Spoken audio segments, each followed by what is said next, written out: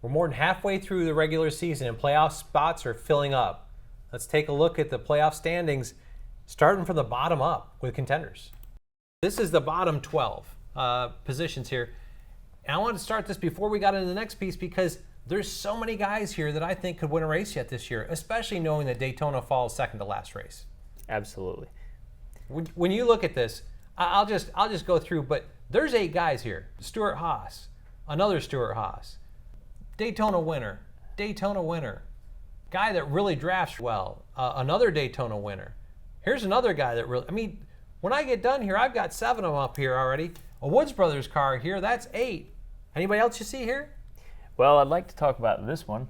I think, for us on the 77 team, we feel like we've consistently been making progress, and we really just focus on trying to get our program better. But, if the right opportunity presents itself, I feel like Carson and our team is strong enough to potentially steal a victory if we find ourselves in the right situation. I agree with you. I wanted to leave that one for you to say, but got taken out of Daytona, nothing of your own doing early, but Carson has been just phenomenal this year, just continuing, not looking like a rookie. He's coming forward. Be interested to see where that all plays out. Here's the 12 that we would focus on. 6 out, 6 in. You've got the blue here right now. If it ended today, they would be the last 6 in.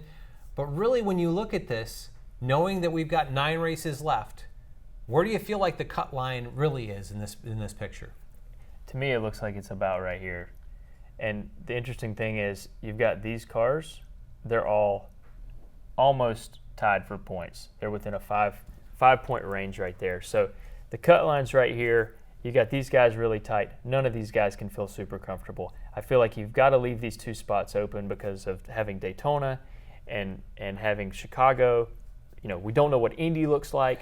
Anything can happen at those races, and there's a good chance that somebody back over here in the red behind these positions ends up getting a win. Yeah, I wouldn't be surprised at all to see a win come out of one of these 3 cars right here. I just feel like all 3 of them have been winners in the past. A couple of them are multi-time champions. To see that come out and take 1 spot away, and then to your point, Daytona and Chicago, there could be an outlier win at those 2 places. If we come back and we put your cut line you had in here, this is your cut line.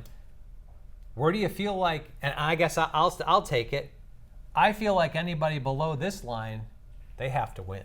Yeah, I feel the same way. I think that when you look at the point deficit between where Kyle is all the way up to Alex Bowman, that's really the amount of points that you're looking at. And so, you eliminate those last couple point in positions. Now we're looking at being 97 points out. So that's where I think that these guys have to really start thinking about a must-win scenario. Definitely anybody, but I think from Kyle Busch on back have to. I think Joey Logano has been talking about that for weeks, that they've got to get a win. He actually made the comment they got to get a win by New Hampshire.